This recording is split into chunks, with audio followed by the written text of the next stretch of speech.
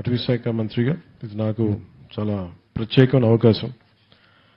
పర్యావరణాన్ని ప్రేమించేవాడిగా దాన్ని పరిరక్షించే బాధ్యత కూడా ఈ మన ఎన్డీఏ కూటమి ప్రభుత్వం చంద్రబాబు నాయుడు గారి నాయకత్వాన నాకు అవకాశం లభించడం చాలా చాలా అదృష్టంగా భావిస్తున్నాను.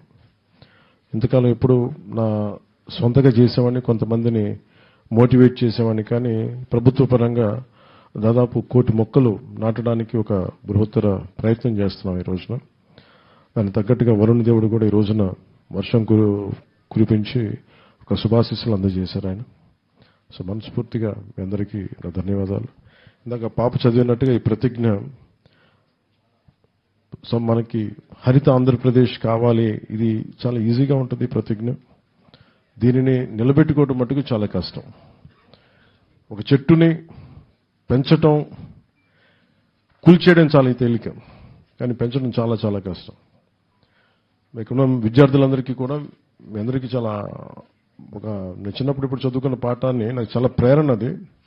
అంటే ఈరోజు మనం చిన్న ప్రతిజ్ఞే కదా దీని గురించి అని అనిపించచ్చేమో, కానీ పర్యావరణ ప్రేమికుడిగా ప్రకృతి రక్షించుకోవాలి అనుకునే ఒక ఆలోచన ఎప్పుడు చిన్నప్పుడు స్కూల్లో ఒక చిన్న పాఠం ఉండేది, 3 కాళ్ల ముదస్సులి అని. ఆల్మోస్ట్ కాటికి కాళ్ళు చాపుకొని చావుకు ఎదురు చూస్తున్న ఒక ముసలతను ఒక తినేసిన మామిడి టెంకని చిన్న గొయ్యి తీసి రోడ్డు మీద రహదారులు ఎక్కడ ఒక అడవిలో ఉండే ఒక బాట వైపు నాటుతూ ఉంటే ఆ దారి వెంబడి వెళ్తున్న మహారాజు, ఆయన సైన్యాధిపతి వేట చేసుకుని వాళ్ళు తిరిగి రాజధాని వెళ్తా ఉంటే ఆ మహారాజు అంటాడు సేనాధిపతి తోటి, చూడండి ఎంత ఆపాపు గుర్రాలు ఆపు అని చెప్పి గుర్రాలు ఆపి చూస్తుంటారు. ఆ తినేసిన మామిడి టెంకని అతను నాటుతూ ఉంటాడు, సహాయం పడుతూ ఉంటాడు, చాలా వెటకారం చేస్తాడు. ఆ పద్యం అంతా ఏంటంటే 3 కాళ్ల ముదుసులే, నువ్వు ఎంతకాలం బతుకుతావని చెప్పి నువ్వు ఇది నాటుతున్నావు, ఇది పెరిగి పెద్దయి కాటికి కాళ్ళు చాపుకున్న నువ్వు ఒక 20 సంవత్సరాల తర్వాత 14 సంవత్సరాల తర్వాత పెరిగి మామిడి చెట్లు పండ్లు తిందామనైనా ఎంత ఆశ నీకు అనేది చాలా వెటకారం చేస్తాడు. అతను నవ్వుతా అంటే తల ఉంచుకొని చాలా వినమ్రత ఒకటే మాట మాట్లాడతాడు, నా కోసం కాదు నా మనవడి తరం కోసం నాటుతున్నాను. ఈరోజు మనం నాటే ప్రతి చెట్టు మనకేదో అద్భుతం ఉందని కాదు, కానీ ఇక్కడున్న భావితరాల కోసం నాటుతున్నాం. ఇది గౌరవ ముఖ్యమంత్రి చంద్రబాబు నాయుడు గారు కూడా ప్రతిజ్ఞ ఇచ్చి ఇది చదివిద్దామని మాట్లాడుతుంటే నన్ను అడిగారు, ఎలా చేద్దాం దీనంటే మీరు చదవండి సార్ మేము ఫాలో అవుతామంటే, ఆయన సదుద్దేశంతో లేదు భావితరాలకి ఇది కావాలని చెప్పి మీ ఇక్కడ ఉన్న విద్యార్థులని పిలిపించి మరి ఆ పాప చేత చేయించడం నిజంగా ఆయన సహృదయతకి, ఆయన దార్శనికతకి నిదర్శనం.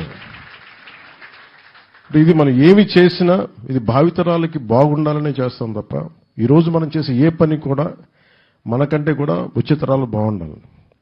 ఆ క్రమంలో ఈ అడవి వాతావరణాన్ని పరిరక్షించుకుంటే తప్ప మనకు మనుగడ లేదు. గౌరవ ముఖ్యమంత్రి గారు చాలాసార్లు రివ్యూ మీటింగ్స్లో కూడా ప్రత్యేకించి చెప్పింది, మనకి 29% ఉంది మనకి అడవి, మనకి పచ్చదనం, మనకి అది అడవుల ద్వారా కావచ్చు, వనాల ద్వారా కావచ్చు, కానీ దానిని 50% తీసుకెళ్లాలన్న లక్ష్యంతో ఈ చంద్రబాబు గారి నాయకత్వంలో ఈ ప్రభుత్వం పనిచేస్తాం. దాంట్లో భాగంగానే ఈ 1 కోటి మొక్కలు వన మహోత్సవ కార్యక్రమాన్ని మొదలుపెట్టాం. ఇది జూన్ జూలైలో మొదలై ఈ మొక్కల నాటే కార్యక్రమం మనకి నవంబర్లో వచ్చే కార్తీక సమారాధన వరకు సాగుతూ ఉంటుంది. ఒకటి మొక్కలు నాటడమే కాదు, దాన్ని పరిరక్షించుకోవడం కూడా చాలా చాలా అవసరం. దాన్ని ఎలా చెయ్యాలనేది ఇది ఒక్కళ్ళని చేస్తే సరిపోదు, ఇది మనందరి సమిష్టి బాధ్యతగా తీసుకొని నడిపించాల్సిన అవసరం. కేవలం ప్రభుత్వ శాఖలు, ప్రభుత్వ అధికారులు కాకుండా ప్రతి ఒక్కరూ దీన్ని సమిష్టి బాధ్యతగా మన బాధ్యతని నడిపించాల్సిన అవసరం ఉంది. ఇది దేవాలయాల్లో కావచ్చు, మస్జిదుల్లో కావచ్చు, లేదంటే చర్చెస్లో కావచ్చు, లేదంటే అడ్మినిస్ట్రేటివ్ బిల్డింగ్స్లో కావచ్చు, ఎక్కడైనా సరే పచ్చదనం పెరగాలని మనం కోరుకుంటే తప్ప, ఎందుకంటే ఎండ మలమలలాడే ఎండ వచ్చినప్పుడే పచ్చదనం తాలూకు నీడ తాలూకు విలువ తెలుస్తుంది. అందుకని ఖచ్చితంగా మనందరి బాధ్యత, సామాజిక బాధ్యతగా తీసుకోవాలి. గత ప్రభుత్వం ఇష్టారాజ్యంగా చెట్లు కొట్టేశారు. చాలాసార్లు నేను దాని గురించి కూడా మాట్లాడాను. ముఖ్యమంత్రి గారు కూడా దాన్ని చాలా సందర్భాల్లో ప్రస్తావించారు.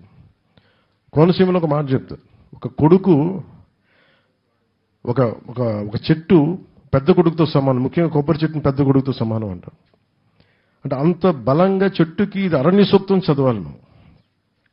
అరణ్య సూక్తం చదివితే దాని తాలూకు విశిష్టత, ఒక చెట్టు తాలూకు విశిష్టత ఎలా ఉంటుందంటే దాదాపు 10 మంది సంతానంతో సమానం. ఇంకా నేను సరిగ్గా చెప్పట్లేదు కానీ దాదాపు 10 మంది పెద్ద కొడుకులతో సమానం అన్నట్టుగా మాట్లాడుతుంది ఒక్క చెట్టు. అంత మేలు చేస్తున్నది. అలాంటి చెట్టుని పరిరక్షించుకోవాల్సిన మన బాధ్యత. దానికి రకరకాల విధి విధానాలు ఉన్నాయి. వర్షాకాలంలో మనం జూన్ జూలైలో ప్రారంభించడం, నవంబర్ దాకా వెళ్ళటం.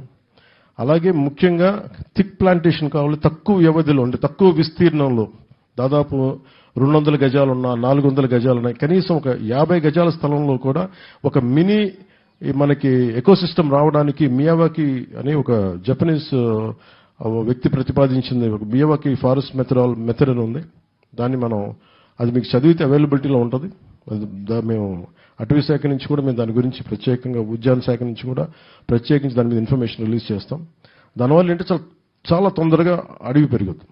అంటే సరిగ్గా కరెక్ట్ చెప్పండి 3 సంవత్సరాల్లో 5 సంవత్సరాల్లో ఆల్మోస్ట్ మనకి ఒక మినీ ఫారెస్ట్ వచ్చేస్తుంది చాలా తక్కువ విస్తీర్ణంలో.